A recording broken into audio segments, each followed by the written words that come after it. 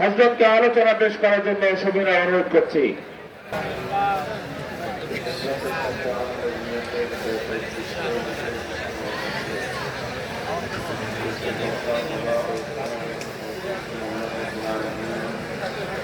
আমাদের সকলকে দান করেন, সকলে বলি আমিন। আমিন। আলহামদুলিল্লাহ আলহামদুলিল্লাহি ওয়া কাফা ওয়া সালামুন আলা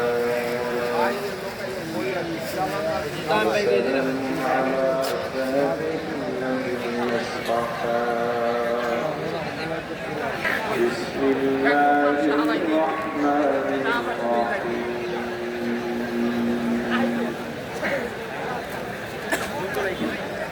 إنما المؤمنون الذين إذا ذكر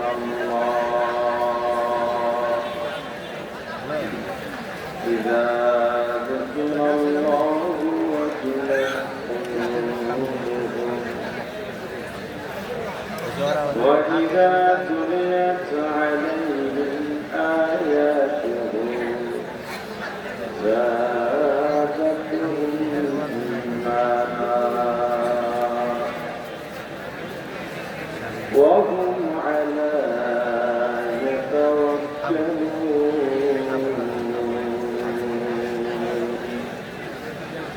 صدق الله العظيم. درود شريف. اللهم صل على محمد وعلى آل محمد كما صليت على إبراهيم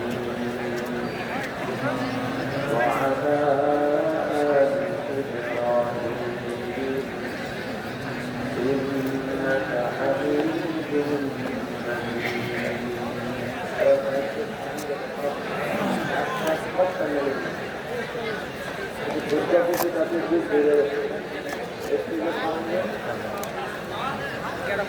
সবাই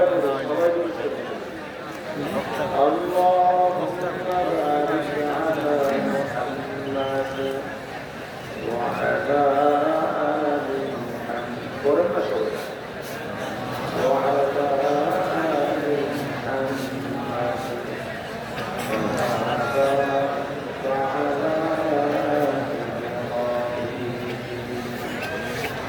وعلى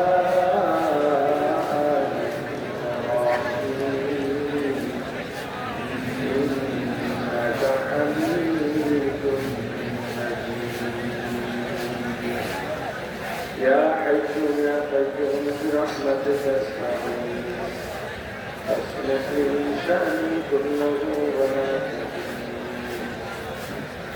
لا تكلني إلى نفسي طرفة عين.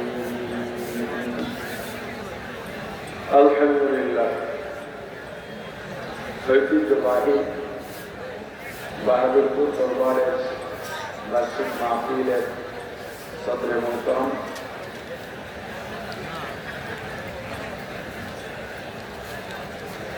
এই দরবারের বর্তমান সদর আমাদের সকলের প্রিয় মানুষ,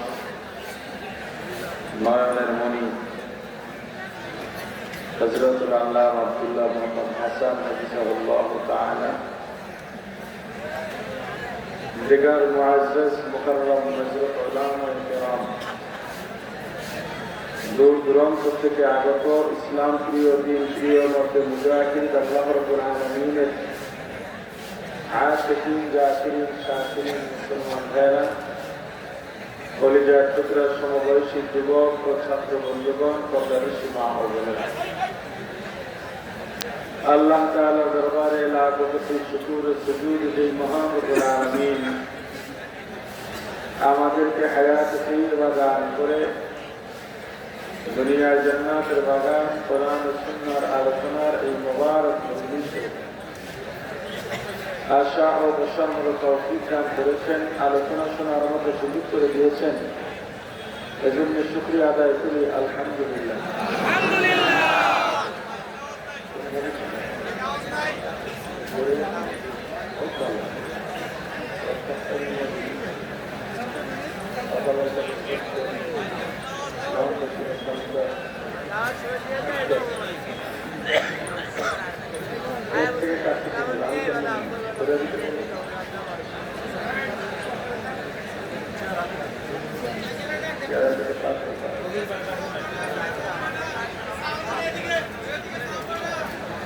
আমি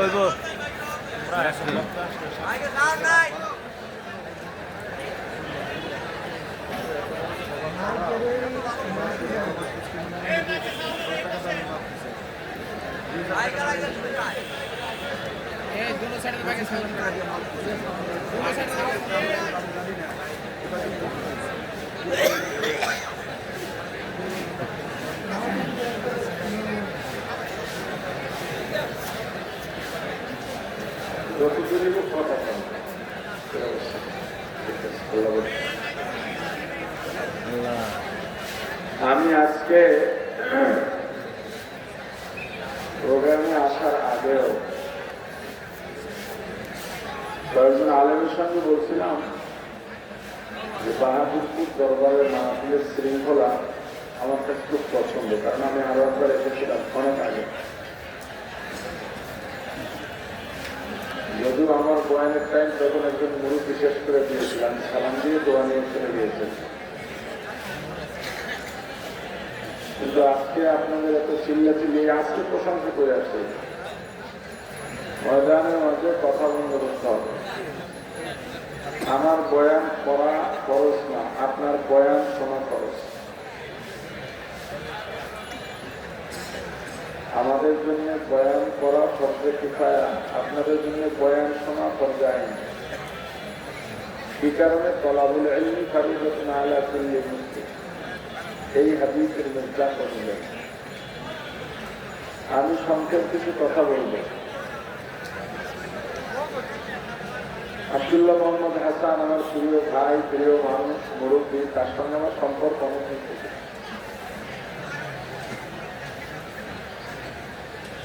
তার সঙ্গে আমার সম্পর্ক অনেক দিনের এবং খুবই আত্মার সম্পর্ক।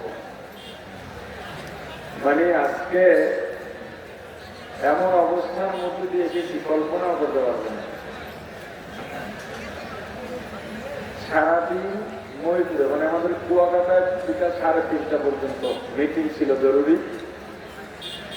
এরপরে বরিশাল এসে আবার সাহেবের চরমনায় নির্বাচনী পথসভায় ছিলাম 8:30 পর্যন্ত। সেখান থেকে গাড়ি যত পারছে টানছে, এরপরে মাত্র এখানে আসলাম। মোটামুটি আমি না খাওয়া বলতে পেঁয়াজু আর দুধ। মানে আজকে বৃহস্পতিবার, সোমবার বৃহস্পতিবার আপনাদের তো রোজা থাকে না বহু আগের থেকে। এই অবস্থা একটা করছে। এরকম যদি আপনারা চিনলেন তো কথার আগ্রহ আদায় করব। এটা একটা ইসলামী ময়দান, এখানে লেখা আছে রাজনৈতিক আলোচনা নিষেধ। আমি আসলে বয়ানে গিয়ে রাজনৈতিক আলোচনা করি না, আমি ঈমান বাঁচাবার কথা বলি। তবে আমি আপনাকে এখানে জান্নাতে পৌঁছাইয়া দিতে আসিনি, হেদায়েত দিয়া দিতেও আসিনি, ঈমানের পূর্ণতা দিতেও আসি নাই, এবং এগুলো আমার ক্ষমতায় নেই, ক্ষমতার বাইরে। আমার আসার কারণ আমি আসছি আপনার ঘুমন্ত কলবে দরজায় নক করতে। আমি শুধু আপনাকে জাগায়া দিতে চাই, এরপর আপনি দেখেন আপনার জমির কি অবস্থা, ফসলের কি অবস্থা, পরিচর্যা লাগে কিনা, পানি লাগে কিনা, ওষুধ পানি সার লাগে কিনা। আমি আপনাকে জাগায়া দিলাম, কিন্তু আপনি ঘুমায় গেলেন, সেটা আপনার ব্যাপার, আমার ব্যাপার না। আমার কাজ ইসালিয়াত তরিক শেষ, এর বাইরে আমার কোনো ক্ষমতা নাই। কারণ আল্লাহ নিজেই বলেছেন, ইন্নাকা লা তাহদি মান আহবাবতা। আপনারাই বলেন হেদায়েতের মালিক কে? আল্লাহ। আওয়াজ দিয়া বলেন কে? আল্লাহ। আমার রাসূলকে আল্লাহ বলেছেন, হাবিব আমার, আপনি যাকে ইচ্ছা হেদায়েত দিতে পারবেন না।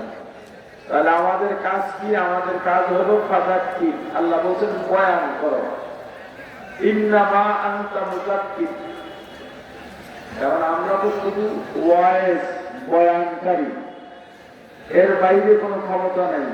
এরপরে আল্লাহ বললেন, লাস্তা আলাইহিম বিমুসাইতির, তুমি শুধু বয়ানই করবা, তুমি ওয়াজ করবা, তুমি ওয়াইজ, তুমি ধরে বেঁধে কাউকে দিন মানাইতে পারবা না। কারণ তোমাকে দাঁড়ায় ওসিবিসি বানায় পাঠাইনি, তাহলে আমার কাজ বলা, আমি আপনাকে আছি একটু নক করতে খুচরা কিছু কথা বলবো।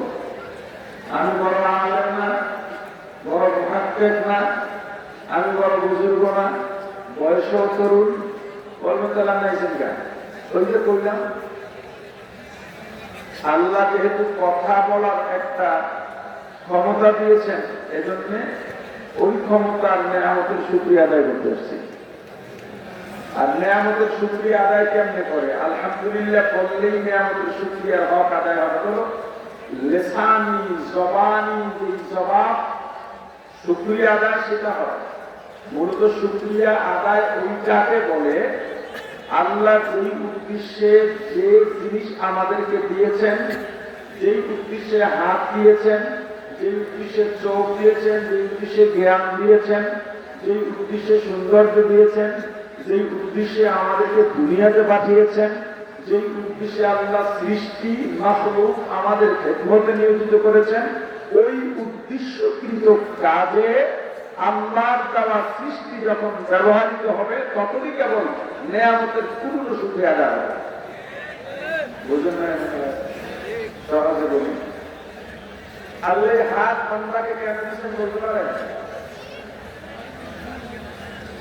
চুরি করার জন্য, ডাকাতি করার জন্য, হারামের অর্থ ধরার জন্য? জীবনেও না। এই হাত দিয়েছেন কোরআন ধরে করার জন্য, এই হাত দিয়েছেন এমনিদের মাথায় ঘুরিয়ে দেওয়ার জন্য, এই হাত দিয়েছেন অন্যের সহযোগিতা করার জন্য, এই হাত দিয়েছেন চাকরি তাহারিনা উঠান লাগবে জন্য, সেজদায় দিয়ে রাখা লাগবে জন্য, বাধা লাগবে এই জন্য, আরো যত কাজ আছে হালাল কাজ, যখন আপনার হাতটা সেগুলো পূর্ণ হবে তখন নেয়ামতের শুকরিয়া আদায় হবে। আপনাকে আল্লাহ দুইটা পা দিয়েছেন কেন? সিনেমায় হেঁটে হেঁটে যাবেন এজন্য? কথা বলে না। যাত্রায় যাবেন এজন্যে? খুন করতে যাবেন এজন্যে? জুয়ার আড্ডায় যাবেন এজন্যে? কেন দিয়েছেন? মসজিদে আযান হলে মসজিদে যেতে হবে, পা না থাকলে সেই দরকার নেই, আল্লাহ পা দিয়েছেন। অতএব যখনই আযান হবে মসজিদে যাও, পায়ের মতো নেয়ামতের শুকরিয়া আদায় হবে। বসে থাকবা, হাজারবার আলহামদুলিল্লাহ বলবা, নেয়ামতের শুকরিয়া আদায় হবে না। আর যার নেয়ামতের শুকরিয়া আদায় হবে না, ইন্না আযাবী লাশাদীদ, ঘটনাকার কঠিন আযাব। আল্লাহ যদি কঠিন বলেন তাহলে সে শাস্তিটা কেমন হতে পারে? জাহান্নামে হাদিস শরীফে এসেছে, জাহান্নামে সবচেয়ে কম আযাব হবে নবীর কাছে আবু তালেব। আল্লাহ না করুন, আল্লাহ না করুন, আল্লাহ না করুন, আপনি আমি কি জাহান্নামে যাই? আবু তালেবের যে শাস্তির কথা হাদিস শরীফে বর্ণিত হয়েছে তার থেকে বেশি আযাব আপনারা। আবু তালেবকে কি শাস্তি দেওয়া হবে? এই যে আগুনের আংটা, জাহান্নামের আগুনের আংটা দিয়া জ্বলন্ত আংটা পায়ের কাছে পর্যন্ত রেখে দেওয়া হবে। এটা সহজে বোঝার জন্য অনেকে বলে আগুনের ফুল জুতা পরায় দেওয়া হবে, এটা মানা যায় না। বোঝার জন্য এটা বলা যায়। জুতা থাকবে কোথায়? জুতা থাকবে কোথায়? মাথায় আগুন আছে? শরীরে আগুন আছে? শুধু পায়। এই জুতার এমন পাওয়ার তাপ হবে, মাথার মগজ টকটক করে তুলবে ভিতরটা। একটা সময় মাথার এই যে চারা আছে এটা ফেটে যাবে। মহিলারা যখন রান্না করে, হাত রান্না করে চুলায় দেয়, এখানেও তো আপনারা অনেকে রান্না করেন না? প্রথমে আগুন করে যখন আপনি পাতিলা দেন, পানি দেন, চাউল দেন, এটা আস্তে আস্তে আস্তে আস্তে গরম হয়। এরপর দেখবেন ফোটে, পরে উতলায়, শব্দ হয়। ওরা উতলাইলে আগুন যদি না কমান তখন দেখবেন ভাতগুলো পাতিলার থেকে লাফায় লাফায় বাইরে পড়ে। জাহান্নামে যে আবু তালেবকে জুতা দেওয়া হবে পরাইয়া, এই জুতার আগুন তো আর কমানোর কেউ নাই, যার জন্য মাথার মগজ এভাবে ফুটবে, ফুটতে ফুটতে লাফাইয়া লাফাইয়া সারা শরীর বেয়ে বেয়ে পড়বে। শরীরের গোস্তগুলো সিদ্ধ হইয়া হাত দিক থেকে ঘষে ঘষে পড়বে। আবু তালেবের কাছে জানতে যাওয়া হবে আপনার অনুভূতি কি? আবু তালেব বলবেন, আমার কাছে মনে হয় জাহান্নামের সবচেয়ে কঠিন আযাব আমাকে দেওয়া হচ্ছে। আপনারা বলেন হাদিসের বর্ণনা অনুযায়ী আবু তালেবের শাস্তি কি আসলে বেশি না কম? কেমন কম? সব থেকে কম। সেখানে আল্লাহ যদি বলেন অকৃতজ্ঞ যারা শুকরিয়া আদায় করে না তাদের জন্য কঠিন আযাব, সেটা কেমন হতে পারে? তো আমি সেই শুকরিয়া আদায় করতে আসছি যেহেতু আল্লাহ আমাকে কথা বলার শক্তি দিয়েছে। ঠিক। কিন্তু মাশাআল্লাহ মাইক ভালো শুনছি, আমার কথা বলতে কষ্ট হচ্ছে। অলরেডি দেখেন গলা বলে গেছে। আমরা যারা নিয়মিত কথা বলি আমাদের কথা টেনে নিতে হয়। আচ্ছা, আল্লাহ ভরসা। এই বরকতি ময়দানে কিছু ইবাদত হাসিল করার টাকা তো আমারও আছে, আপনারাও এই জন্যই এসেছেন। আচ্ছা, অনেক দরবার আছে যেসব দরবারে নামাজের তাগিদ নেই, আকীদার তাগিদ নেই, আল্লাহ পাওয়ার তাগিদ নেই, আছে না নেই? আপনাদের এই দরবার কি সেরকম? বলেন না। এত সুন্দর একটা জায়গায় আমরা আসতে পেরেছি, এই আপনাদের মহাপের কিছু কথা বলবো এবং ঈমান বাঁচাবার কিছু কথা বলবো। আমার কাজ, আপনারা আমাকে এখানে দাওয়াত দিয়েছেন, আমি জোর করে আসি নাই। আমার তো প্রতিষ্ঠিত ক্ষমতা নাই, দাওয়াত না দিলে আমি আসবো। আমাকে বিষয়ে দাওয়াত দিয়েছেন, এসেছি। আপনাদের পক্ষ থেকে দাওয়াত দিয়েছেন, ঠিক? আমি দুইটা পদ দিয়ে এখানে বসেছি, একটা হলো চিকিৎসক আর একটা হলো শিক্ষক। কয়টা পদ? একটা হলো চিকিৎসক আর একটা হলো শিক্ষক। আপনারাও দুইটা পদ নিয়ে বসে গেছেন, একটা হলো রোগী আর একটা হলো ছাত্র। একটা রোগী আর একটা ছাত্র। আপনাদেরকেও জোর করে আনা হয় নাই, জোর করে বসানো হয় নাই।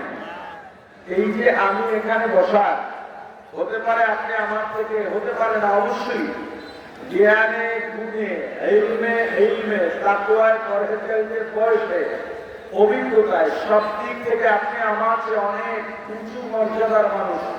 কিন্তু এই মুহূর্তে আমি যেহেতু এখানে, আপনি যেহেতু ওখানে, আমি আপনার শিক্ষক, আপনি আমার ছাত্র, আমি আপনার চিকিৎসক, আপনি আমার রোগী।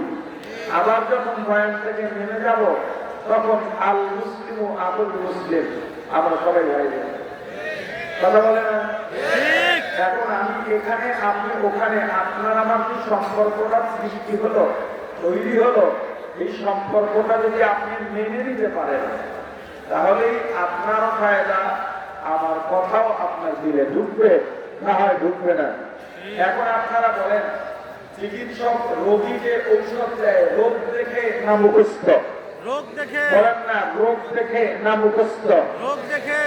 আমি যদি ডাক্তার হইয়া দেখি তুমি এই পথে গেলে সামনে তোমার বিপদ, আমি যদি তোমাকে ধরে দেখি তোমার চোখে সমস্যা, তোমার কানে সমস্যা, তোমার পেটে সমস্যা, তোমার রক্তে সমস্যা, তোমার চর্বিতে সমস্যা, আমি কি ঔষধ দেবো অন্য রোগের না এই রোগের? জোরে বলেন না। অতএব আমি যদি রুহের চিকিৎসক হয়ে বসেই থাকি, আমি যদি দেখি তোমার রুহের ভেতরে, তোমার কলবে গুনাহ স্থাপিত হবে, গুনার দিকে তুমি যাচ্ছ, আমি তোমাকে গুনার থেকে ফেরাবার জন্য ইমানের তাগিদে আমার কথা আমি বলবই বলবো। মানা না মানা তোমার ব্যাপার, বলার দায়িত্ব আমার, মানার দায়িত্ব তোমার। আমার কাছে আল্লাহ জিজ্ঞেস করবেন বললি না কেন, আপনার কাছে জিজ্ঞেস করবেন মানলি না কেন। আমাকে আল্লাহ জিজ্ঞেস না মানাইলি না কেন, এটা বলবো না। আমাকে জিজ্ঞেস করবেন বললি না কেন। আমার মানার ব্যাপারটা সেটা তো আলাদা, কিন্তু এই বলা আর শোনার ক্ষেত্রে আমি বলার মানুষ, আপনি শোনার মানুষ। আমি বলি নাই, আমি জবাবদিহি করবো। আপনি শুনছেন মানেন নাই, আপনার জবাবদিহি হতে হবে। কথা বলেন ঠিক কিনা? অর্থাৎ আমি কিছু আমলের কথা বলবো, কিছু ঈমান বাঁচাবার কথা বলবো। যেমন এই কথাটা কেন বললাম, এই সমস্ত দরবারগুলো ঐতিহ্যবাহী দরবার। আমি ইসলাহী লাইনে যেই সাহেবের হাতে বায়াত ছিলাম, বর্তমানও যাত্রা সাহেবের হাতে বায়াত, আর রাজনৈতিকভাবে সাহেব চরমনের হাতে বায়াত।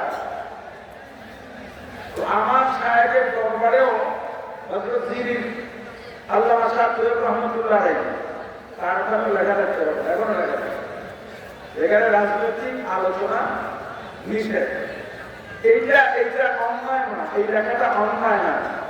আমিও রাজনৈতিক আলোচনা করবো না, ভোটের আলোচনাও করবো না, কোন দলের পক্ষে বিপক্ষে বলবো না, কিন্তু সামনে ভোট, সামনে কি ভোটের কারণে যদি আপনার ঈমান হারা হয়, আমি আপনাকে নির্দেশনা দিতেই হবে।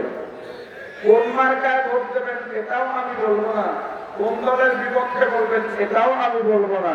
শুধুমাত্র এতটুকু বলি, একটা ভোট একজন মানুষকে জান্নাতেও নিতে পারে, জাহান্নামেও নিতে পারে। হিসাব কথা, জাহান্নামে ভোট দিলে কিভাবে যাবে? ভোট মানে সাক্ষী দেওয়া, সমর্থন করা, সুপারিশ করা। কিয়ামতের ময়দানে আল্লাহ হাজীকে ডাকবেন, হাজী ভাবটা বলে যাবে। কথা বললাম, কিয়ামতে 10 জন ব্যক্তি বিনা হিসাবে জান্নাত পাবে। কয়জন? 10 জন ব্যক্তি বিনা হিসাবে জান্নাত পাবে। এর মাঝে একজন আছে 10 প্রকারের, একজন আছে হাজী। আল্লাহ বলেন হাজী করছেন জাহান্নাম বসানো। বলবেন আল্লাহ জীবনে তো গুনাহ দেখি না, জাহান্নামে কেন যাবো? বললো গুনাহ দেখো না, ওই যে দেখ চান্দাবাজির পাহাড়, ওই দেখ চুরির গুনার পাহাড়, ওই দেখ ডাকাতির গুনার পাহাড়, এই যে দেখ হারামের গুনার পাহাড়। আল্লাহ আমি তো হারাম খাই নাই, 5 ওয়াক্ত বাদ দিই নাই, তাহাজ্জুদ, ইশরাক, আওয়াবিন, চাষের নামাজ, তসবিহ, জিকির, আজকার, দরুদ, ইস্তিগফার, তেলাওয়াত, রমজানে হারামাইন শরীফের ইতিকাফ করছি। আল্লাহ আমার উপরে একটা কোরবানি অবিবাহিত 10টা কোরবানি দিয়েছি, কারণ আশপাশের গরিবদেরকে খাওয়াবার জন্য। সম্পদ তো আপনিই দিয়েছেন, সম্পদের অভাব নাই। চান্দাবাজি করলাম কোন সময়? আল্লাহ জিজ্ঞাসা ভোট দিছি দেখালে। তোমার ভোট না পাইলে তোমার প্রার্থী নির্বাচিত হতে পারত? তোমার ভোট পাইয়া তোমার প্রার্থী চান্দাবাজি করছে, ডাকাতি করছে, চুরি করছে, গরিবের হক নষ্ট করেছে, হারাম খেয়েছে, রাষ্ট্রের সম্পদ নষ্ট করেছে, এর ভাগ সব পরিপূর্ণভাবে পেয়ে গেছে। আপনার ঈমান সংরক্ষণের জন্য ভোটও একটা ঈমানের ব্যাপার আছে না নাই? কথা বলে না? অতএব আপনার দেখতে হবে আপনি ভোট কোন আদর্শ দিচ্ছেন, তারা সেই ওই আদর্শ দিয়া এই দেশে ইসলামের খেদমত করে না শরিয়া চায় না, এটা আপনাকে দেখতে হবে, হিসাব করাবো। যদি কেউ বলে শরিয়া চাই না, তাকে ভোট দেওয়া যায় না। আমি আপনার ইমানের কথা বলছি, কোন দলের পক্ষে বিপক্ষে বলছি, কোন মার্কের পক্ষে বিপক্ষে বলছি, আমি ইমানের কথা বলছি। কোন সন্ত্রাস চাঁদাবাজকে সমর্থন করা যাবে না। যারা শরিয়া মানে না, শরিয়াকে হালকা বানায় ফেলায়, পর্দার তোয়াক্কা করে না, এদেরকেও ভোট দেওয়া যাবে। হিসাব দিবিরা, যদি কেউ শরিয়া বাস্তবায়ন করতে চায়, দিন কায়েম করতে চায়, ক্ষমতার পরোয়া করে না, আল্লাহকে ভয় করে, আপনার সমর্থন সেদিকেই দিতে হবে। তবে আল্লাহর ভয় তাদেরই থাকে যাদের অন্তরে আল্লাহর মায়া মহব্বত থাকে, ঠিক না? এবার আসেন, আল্লাহ বলেন ইন্নামাল মুমিনুন, মুমিন তো তারা যারা ইযা যুকিরাল্লাহ, যখন আল্লাহর জিকির হয়, কার কথা বলে না, জিকির কার? ওয়াজিলাত কুলুবুহুম, তখন মুমিনের অন্তরে কম্পন সৃষ্টি হয়। কম্পন মানে ভালোবাসা তৈরি হয়। যখন আমরা জিকির হবে, মুমিন শুনবে বা নিজে করবে বা দেখবে, তখন স্বাভাবিক যে অবস্থাটা মুমিনের, সেই অবস্থাটা থাকবে না, মুমিন পরিবর্তন হয়ে যাবে। যেমন যাদের 1.5, 2 বা 2.5 বছরের সন্তান আছে, ছেলে কিংবা মেয়ে, কথা বলে অস্পষ্ট, পুরোপুরি কথা বলতে পারে না, মা সন্তানের সামনে খেলনা দিয়ে মা কাজ করতেছে সংসারে, সন্তান মাঝে মাঝে ডাক দেয় আম্মু, মায়ের ভালো লাগে না খারাপ লাগে? ভালো লাগে। মায়ের মুখে দিয়া তাকায়, মুচকি হাসি দিয়া মা আবার সন্তানকে ডাকে, কিন্তু সন্তান যদি কান্না শুরু করে, মা কি আর কাজে বসে থাকেন? মায়ের স্বাভাবিক যে অবস্থা সেটা আর থাকে? দৌড়ে সন্তানকে গিয়া ফেলে দেন। আপনি স্বাভাবিক কাজ করতেছেন, হঠাৎ আপনার গায়ে আগুন লেগে গেছে, আপনি কি যে কাজের স্বাভাবিক অবস্থা এই অবস্থায় থাকেন? আগুন লাগলে কথা বলে না। আপনি ঠান্ডার মধ্যে বসে আছেন, তবুও আপনার গায়ে জাম্পার আছে, কম্বল আছে, শাল আছে, চাদর আছে, আপনি কাজকর্ম করতেছেন, হঠাৎ করে একটা পানি মাথায় ঢেলে দিল, আপনি যে স্বাভাবিক কাজ করছিলেন এই স্বাভাবিক অবস্থায় থাকতে পারবেন? ঠিক তদ্রুপ ভাবে মুমিন আল্লাহর জিকির যখন হবে, যেমন মসজিদে যদি আজান হয় এটাও জিকির, যখনই আজান হবে মুমিন বলবে দোকানদার, মুমিন কাস্টমারদের বলবে তাড়াতাড়ি সরেন, অন্য দোকানে যান। দোকানদাররা বলবে তুমি দোকান আছি, আমি লাখ টাকা বাজার করবো, ভাই কথা বাড়াই না তো, অন্য দোকান থেকে নিয়ে যান, কারণ আজান হয়েছে, নামাজে যাওয়া লাগবে। ওদের বেচা কিনার স্বাভাবিক অবস্থায় ছিল, অবস্থা পাল্টে গেছে, আজান শুনছে, কলবের ভিতরে আল্লাহর মহব্বত আরো বেড়ে গেছে, ও দোকানদারির পরোয়া করে নাই, ও দৌড়ে মধ্যে গেছে।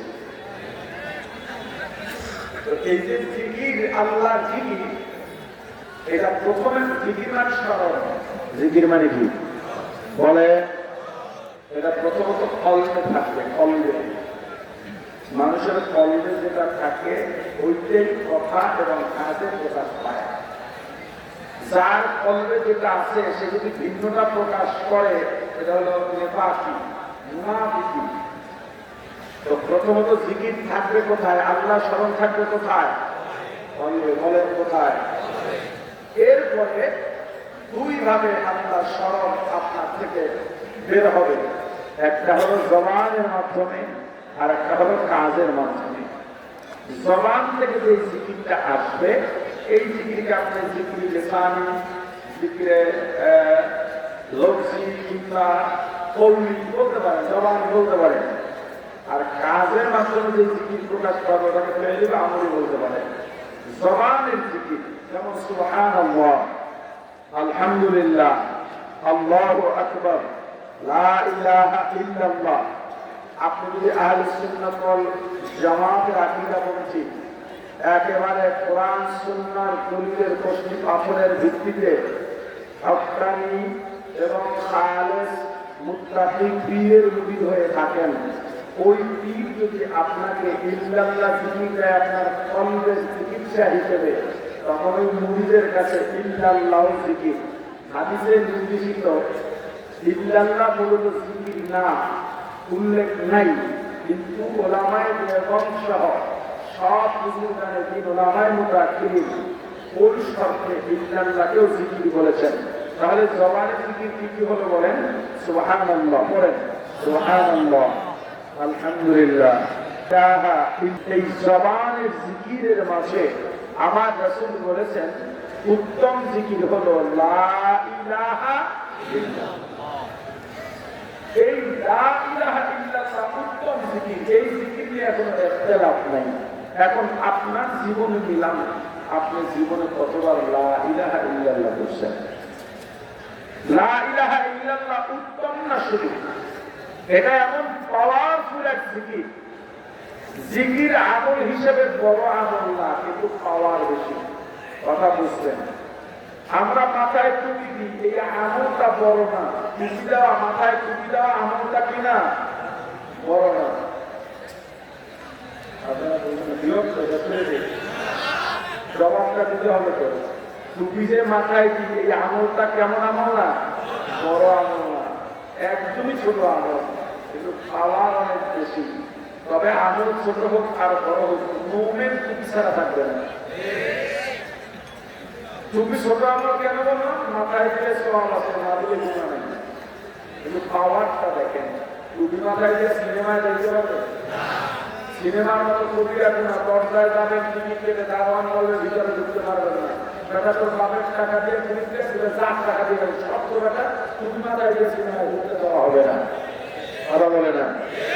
আপনি জুয়া খেলতে যাবেন, জুয়ারিরা বলবে ট্যাং খাই গেলাম, টুপি মাথায় দিয়ে জুয়া খেলতে শেষ করে টুপি অপমান করতেছ।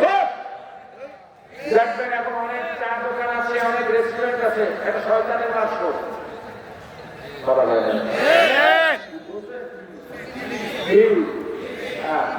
দেখেন চা দোকানের পুঁজি হইল ঘড়ি বাড়ি লইয়া সর্বোচ্চ 10,000 টাকা টিভি এখানে চলে যাবে। ঠিক। একটা চা খাবার 2 টাকা করে ফ্রি। এখন ওখানে সবাই টিভি দেখতেছে, একজন মানুষ যদি টুপি মাথায় দিয়ে টিভির দিকে তাকায়া থাকে, তখন বাকি যারা টিভি দেখে তারা কি বলে, দেখ লোকটা কত খারাপ। অথচ নিজেরাও টিভি দেখে, কথা বলে না, নিজেরাও টিভি দেখে, কিন্তু যে টুপি মাথায় দিয়ে দেখে তারা কি বলে, দেখ লোকটা কত খারাপ। কেন বললো?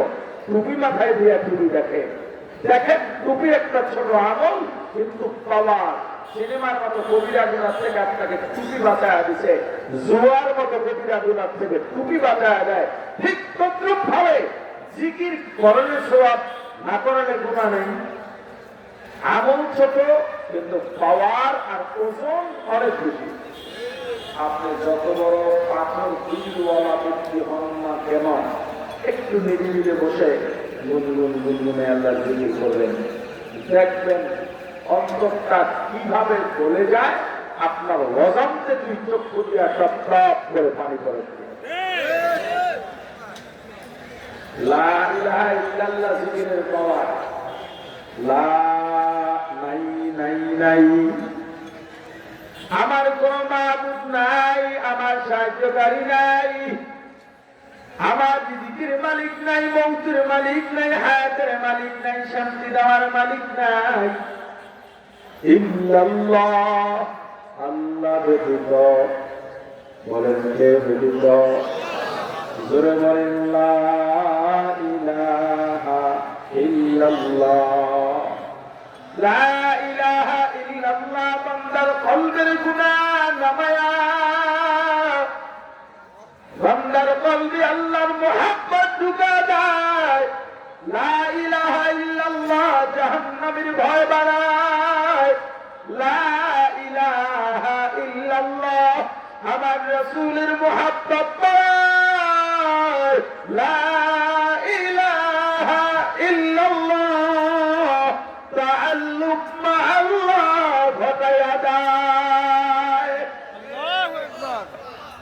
লা ইলাহা ইল্লাল্লাহ, তুমি অমুসলিম, তুমি হিন্দু, তুমি বৌদ্ধ, তুমি খ্রিস্টান, তুমি ইহুদি, তুমি নাসারা, তুমি যদি ঈমানের নূর কলবের মধ্যে ঢুকাইতে চাও, লা ইলাহা ইল্লাল্লাহর গণ্ডি না পাড়াইয়া ঈমানের নূর কলবে ঢুকাইতে পারবা না। জিকির হক মুদুর দাই রুহেরো, মরহমা মুদি দিলে মজরুহেরো। আল্লাহ আল্লাহ ক্যা মুবারক নাম হায়, আল্লাহ আল্লাহ আশিকোं का काम है।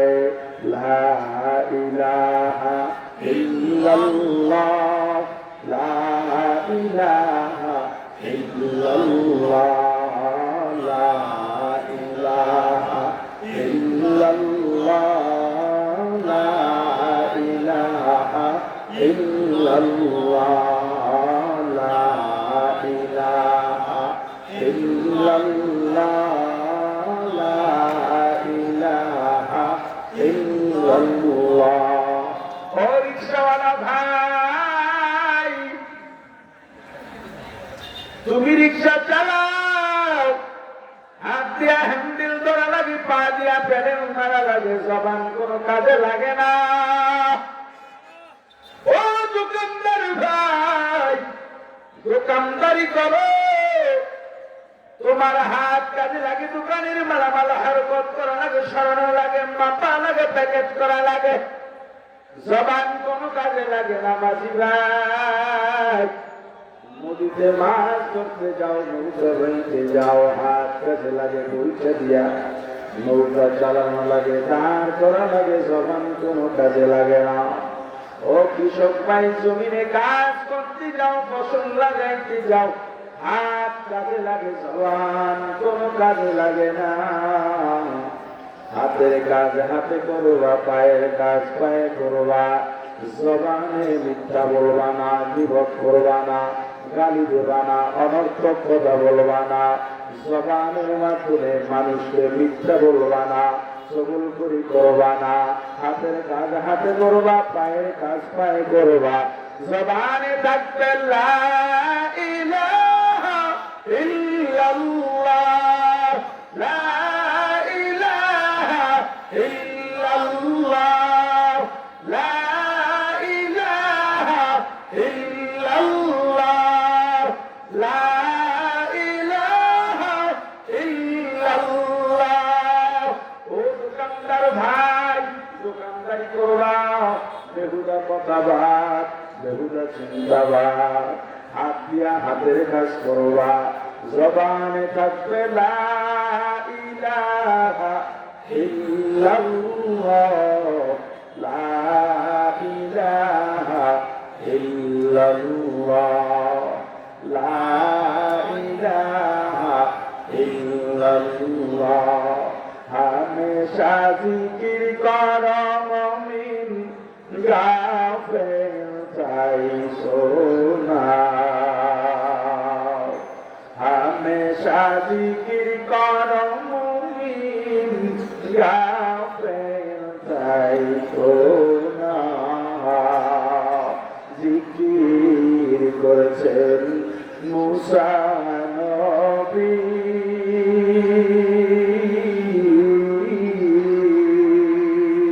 তুর পাহাড়ে গেলেন চলি,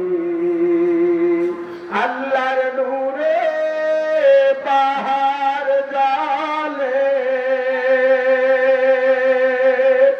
আল্লাহর নূরে পাহাড় জালে, নবী মুসা জলে না।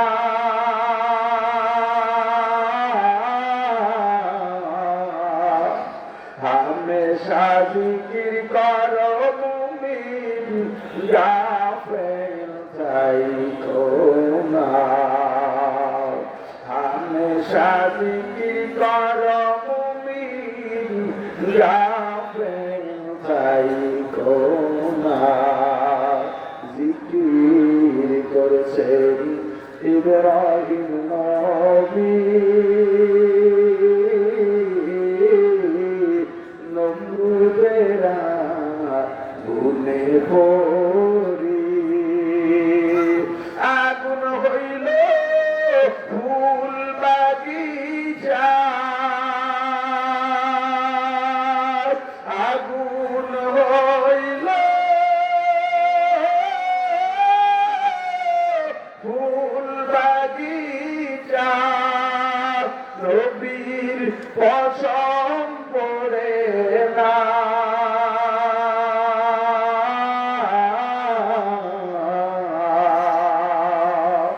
হামেশা জিকির করো মুমিন, গাফেল চাইছো না। হামেশা জিকির করো মুমিন, গাফেল চাইছো না। আমার প্রিয় ভাই, আপনাকে বয়ান করার মতো, ইসলাম করার মতো যোগ্যতা আমার নাই, তবে আল্লাহ জিকিরকে সঙ্গী বানাও।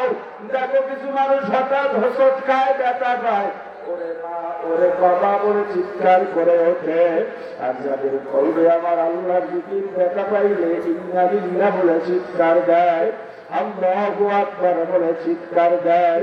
যার কলবে আল্লাহর জিকির, যার জবানে আল্লাহর জিকির, ওই আজরাইল যখন আসবে তোমার আমার কলিজা জান তুলে টান মারবি। তুমি যদি জাকিরিন হও, মুমিন হও, তোমার জবান থেকে আমার আল্লাহর জিকির বের হয়ে যাবে।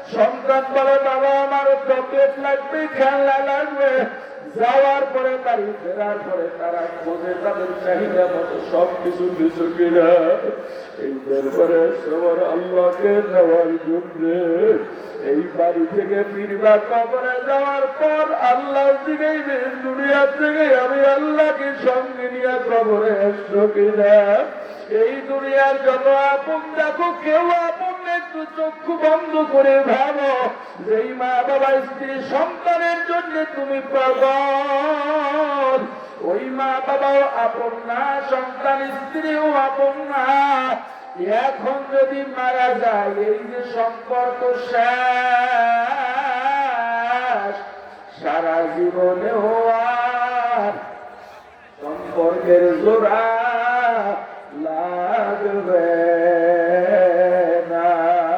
অন্তরে আল্লাহর ভয় ঢুকাও, জাহান্নামের ভয় ঢুকাও। আল্লাহর ভয় মানে আল্লাহ তো ভয়ের পাত্র নয়, আল্লাহকে শুধু ভালোই বাসবা, ভালোই বাসবা। ভয় আল্লাহর আযাব, গজবের গোসার, জাহান্নামের ভয়। এই দরবারে আসছেন, এখান থেকে আমার আল্লাহকে না নিয়ে ফেরা যাবে না। আমার আল্লাহকে নিয়ে ফেরো, গুনার তওবা করে জীবনে আর গুনাহ করব না। চোখে পানি নিয়ে ফেরো রে আমার ভাই, চোখের পানির থেকে পাওয়ার গুলার কোনো কিছু নাই। আল্লাহ আমাদেরকে এখান থেকে আপনার পরিচয় নিয়ে ফেরার তৌফিক দান করেন, বলেন আমিন। আল্লাহ আমাদেরকে গুনাহমুক্ত জীবন গড়ার তৌফিক দান করেন, বলেন আমিন। আল্লাহ আমাদের জিকির, আপনার জিকির আমাদের কবরে প্রচিত করে দেন, বলেন আমিন। এই দরবারকে আল্লাহ কবুল করেন। দরবারের সঙ্গে যারা সংশ্লিষ্ট আছে, খাদেম, গুপ্তাম, পীর সাহেব, হুজুর সহ মাদ্রাসার ছাত্র, শিক্ষক, শুভাকাঙ্ক্ষী, হিতাকাঙ্ক্ষী, মুরিদান, এলাকার ব্যবসায়ী বৃন্দ সবাইকে কবুল করেন, বলেন আমিন। আমি আমার জন্য দোয়া চাই। আমার মা বাবা, বিশেষ করে আমার মা খুব অসুস্থ, আমার বাবা দুর্বল হয়ে গেছেন, আরো অনেকে অসুস্থ, দোয়া চাই। আমিও দোয়া করি। আমার কিছু ব্যবসা বাণিজ্য আছে, দোয়া করবেন আমাদের সঙ্গে যেন হালাল ব্যবসা করতে পারি। আমার কয়েকটা মাদ্রাসা, স্কুল আছে, সব যেন আল্লাহ মন্দির ঠিক রেখে সব পরিচালনা করতে পারি, দোয়া চাই। আল্লাহ বাংলাদেশ ইসলাম হুকুমত কায়েম করে দেন, বলেন আমিন। আরো জোরে বলেন আমিন। যতটুকু আলোচনা করেছি, আলোচনায় যত ভুল আমার পক্ষ থেকে, আমার ভুলগুলো শুধরাইয়া আলোচনার উপরে আমল করার তৌফিক দান করেন, সকলে বলে আমিন। সুবহানাল্লাহি ওয়া বিহামদিহি, সুবহানাকাল্লাহুম্মা ওয়া বিহামদিকা, আশহাদু আল লা ইলাহা ইল্লা আনতা, আস্তাগফিরুকা ওয়া আতুবু ইলাইক। দোয়া হবে, দোয়া করে কেউ না, শেষ ভালোটা সফলতা দোয়া হবে। সবাই বসে, সবার জন্য সবাই দোয়া করে ইস্তেগফার করি। আস্তাগফিরুল্লাহ।